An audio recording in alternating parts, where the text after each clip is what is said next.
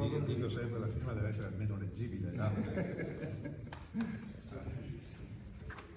I consorzi di bonifica ritengono fondamentale il rapporto con l'ordine degli agronomi, con chi poi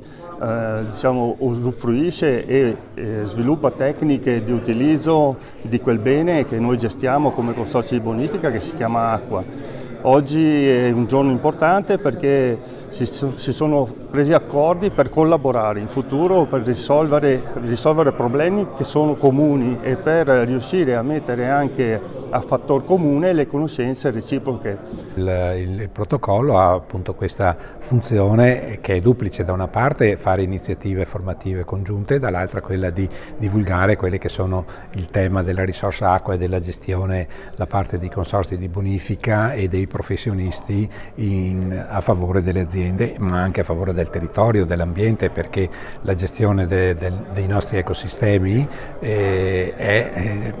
in mano alla gestione dei consorzi di bonifica dove i nostri tecnici lavorano.